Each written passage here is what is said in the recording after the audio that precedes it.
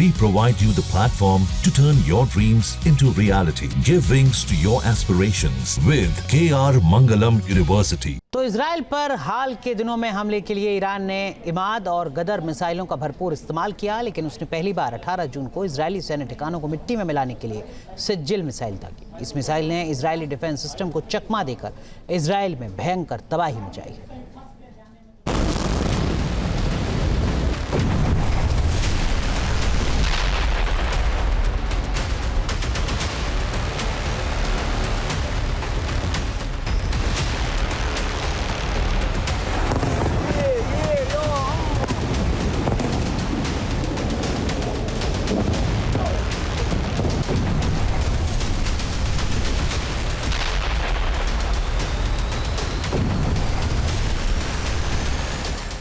Middle east की जंग में आग और तेज धधकने लगी है।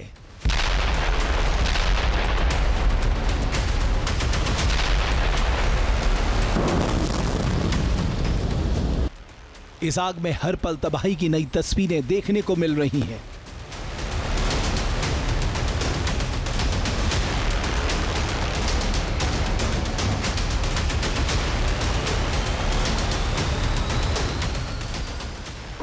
प्रलय मचाने के लिए ईरान बंकरों से हर दिन अपने नए घातक हथियारों को निकाल रहा है।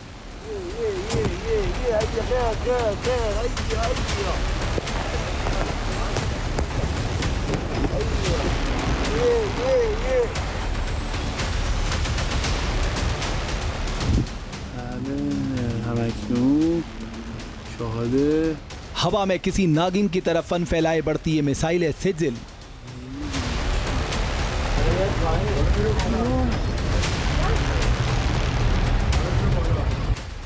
ईरान ने पहली बार इजराइल के खिलाफ इस सुपर हैवी डांसिंग मिसाइल का इस्तेमाल किया।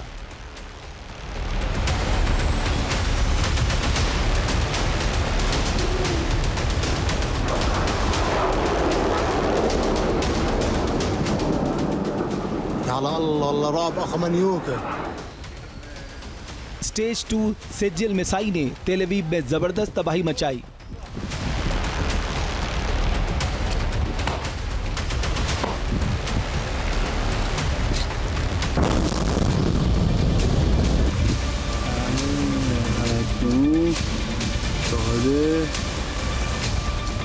तेल अवीव में जहां सिज्जिल मिसाइल गिरी, वहां का हाल देखकर आप अंदाजा लगा सकते हैं कि ईरान का यह हथियार कितना विनाशक है। सिज्जिल सतह से सतह पर मार करने वाली बैलिस्टिक मिसाइल है जिसे ईरान ने विकसित किया है।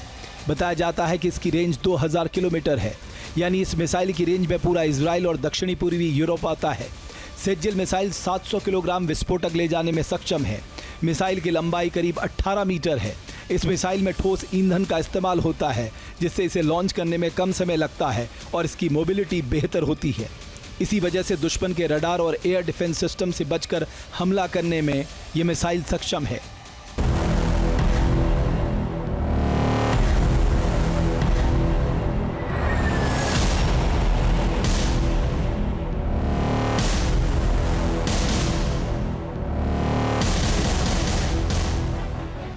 इस मिसाइल को डांसिंग मिसाइल इसलिए कहा जाता है क्योंकि यह हाईली मैन्यूवरेबल है, यानी अपने टारगेट को घूम घूम कर हिट करती है।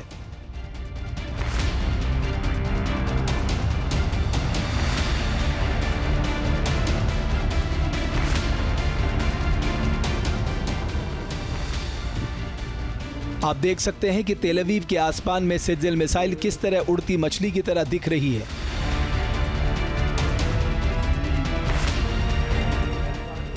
आसमान में दिख रही मछली सी आकृति को जेलीफिश इफेक्ट कहा जाता है।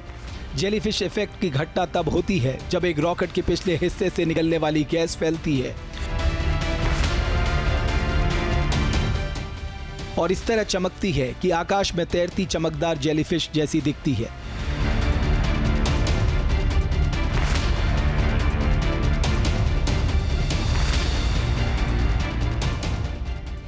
ईरान का दावा है कि लंबी दूरी की 2 चरण वाली सिज्जिल हाइपरसोनिक मिसाइल है और इससे उसने मोसाद के ऑफिस, इजरायली वायुसेना के ठिकानों और खुफिया केंद्रों में भारी तबाही मचाई।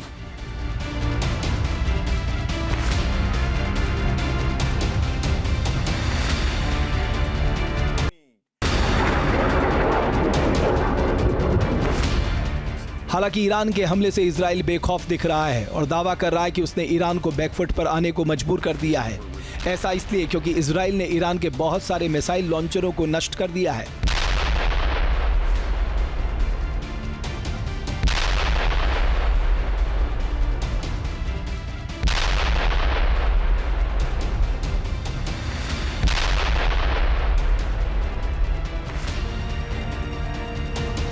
इजराइल का दावा है कि उसने ईरान के लगभग आधे बैलिस्टिक मिसाइल लॉन्चर को नष्ट कर दिया है।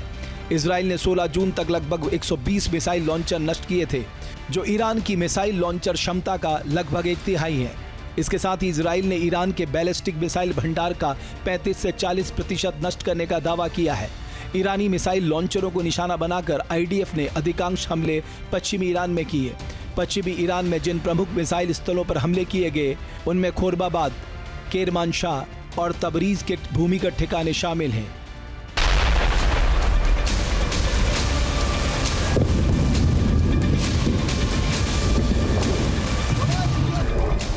पश्चिमी ईरान में इजराइल से मिली कड़ी चोट के बाद ईरानी सेना ने यहां से तेल अवीव में मिसाइलें दागना छोड़ दी हैं।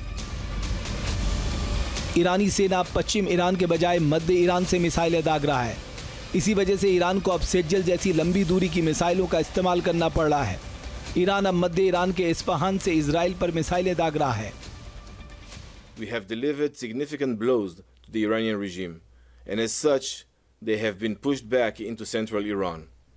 They are now focusing their efforts on conducting missile fire from the area of Isfahan. We are aiming at military targets. They are attacking civilian homes.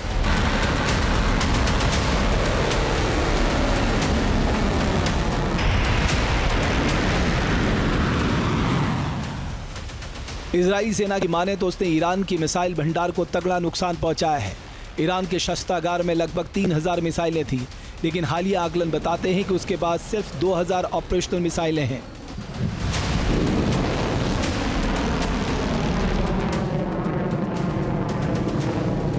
साफ है कि इजराइल ने ईरान को बड़ी चोट दी है। हालांकि इसके बावजूद ईरान के supreme leader ayatollah Ali Khamenei America और इजराइल के सामने सरेंडर करने को तैयार नहीं है। मतलब जंग लंबी चलेगी और ऐसे में हो सकता है कि मिडिल ईस्ट की जंग वाली आग को अमेरिका और भड़का दे। तब ईरान की मिसाइल पावर शायद काम ना आए। जहां भक्ति है हर शब्द में, कथाओं में छुपे हैं दिव्य रहस्य और ज्योतिष देता है जीवन को दिशा। धर्म से जुड़ी हर बातों को जानने के लिए हमारे चैनल स्तुति को सब्सक्राइब करें। चैनल पर जाने के लिए इस लिंक पर क्लिक करें।